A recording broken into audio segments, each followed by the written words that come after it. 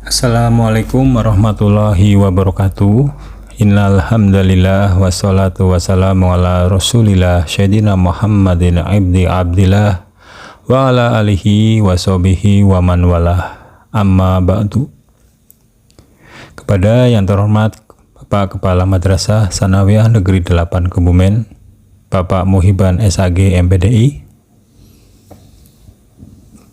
dan yang kami sayangi serta kami banggakan anak-anakku kelas 7, kelas 8, dan kelas 9 yang insya Allah dirahmati Allah Subhanahu wa Ta'ala.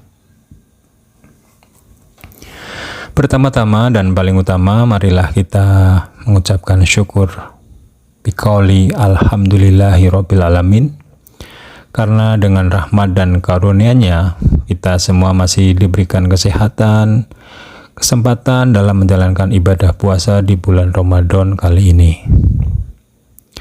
Tak lupa marilah kita sanjungkan sholawat serta salam kepada junjungan kita Nabi besar Muhammad SAW yang telah membawa kita keluar dari zaman kegelapan menuju ke zaman yang lebih terang dan benderang seperti saat ini.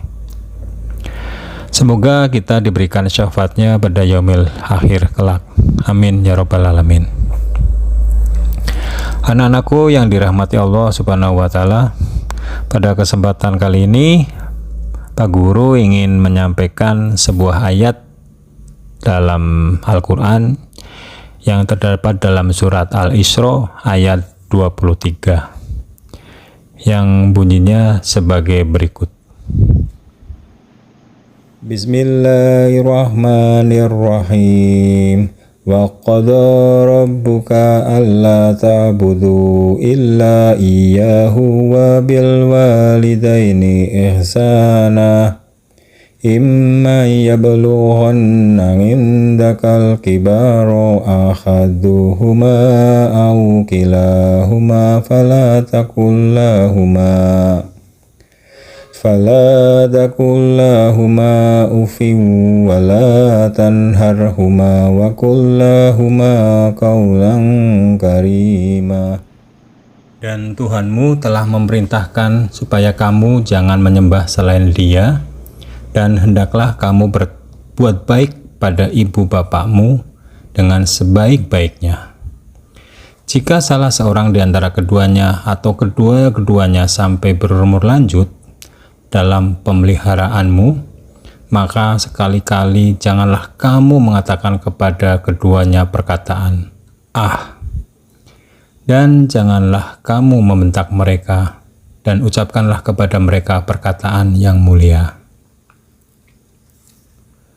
Anak-anakku yang dirahmati Allah, dalam surat Al-Isra tersebut terdapat suruhan kepada kita sebagai anak untuk harus menghormati kedua orang tua kita, terutama ibunya. Pada surat tersebut menyatakan bahwa berkat orang tualah kita berada di dunia ini, karena ibulah yang menjaga dan merawat anaknya sampai anaknya menjadi dewasa.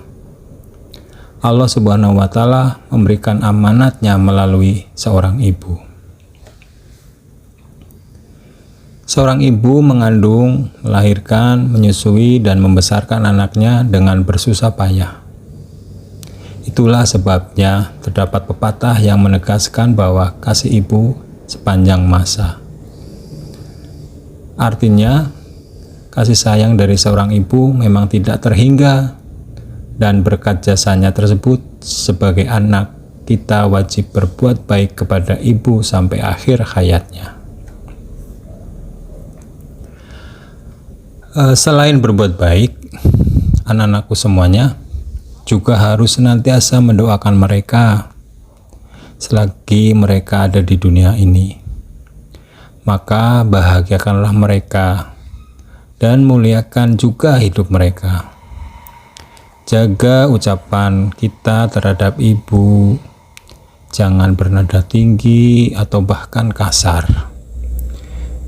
Jangan juga untuk menolak apa yang diperintahkannya dalam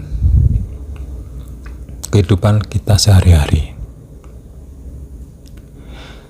Selama ibu mengajarkan hal yang baik, maka ikutilah. Seorang ibu sering didefinisikan sebagai seseorang yang galak dan cerewet. Tetapi hal itu karena ia sangat menyayangi anaknya dan tak mau anaknya terluka. Percayalah itu, anak-anakku semuanya. Banyak orang yang berkata, kunci kesuksesan adalah bekerja keras untuk mencapai tujuan serta mengimbangi dengan doa. Perkataan itu sebetulnya tidak salah-salah. Namun hal itu belumlah bisa dikatakan cukup. Jika kesuksesan yang kita inginkan adalah sukses dunia akhirat, serta hidup kita akan diberkahi oleh Allah Subhanahu wa Ta'ala, maka ada hal lain yang tidak boleh kita lupakan. Apa itu? Ya, betul. Keridhaan orang tua. Salah satunya adalah keridhaan dari seorang ibu terhadap kita sebagai anaknya. Sungguh percuma jika usaha kita maksimal, doa kita optimal, siang malam berdoa, namun ibu yang melahirkan kita justru tidak meridhoi urusan yang sedang kita usahakan. Kalaupun kita mencapainya, hal itu bisa saja tak memberikan keberkahan kepada kita tentunya. Dalam sebuah riwayat yang disampaikan oleh sahabat Nabi SAW, yaitu Abdullah bin Umar, ia berkata bahwa ridho Allah itu tergantung ridho orang tua, dan murka Allah tergantung murka orang tua.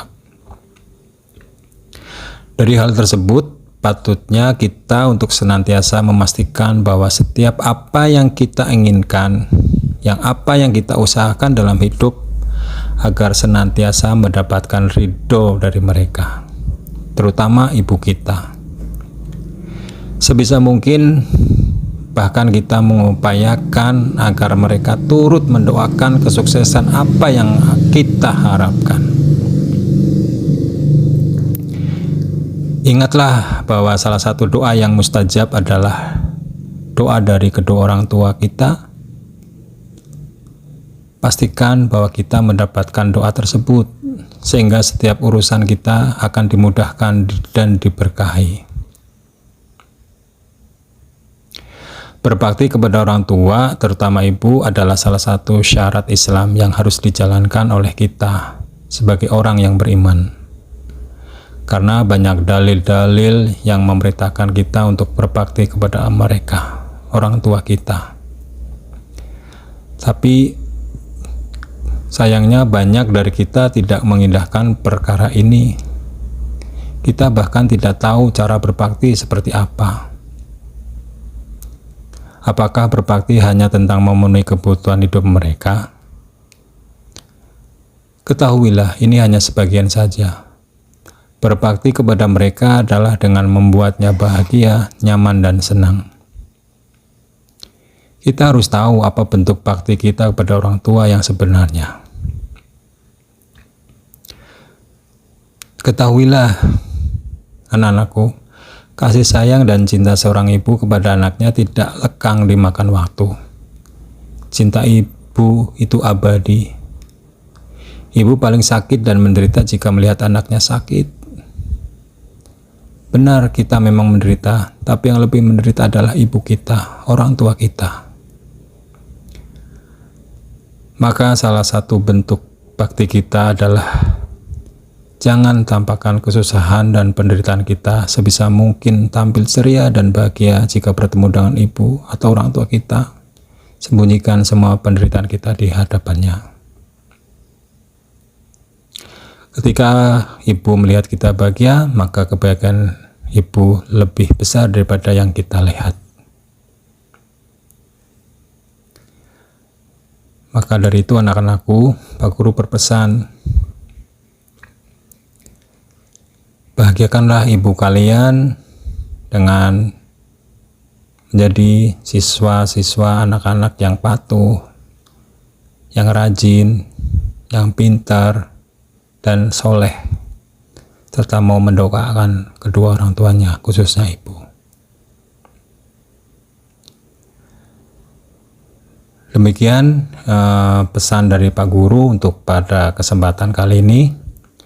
Akhiron, Assalamualaikum warahmatullahi wabarakatuh.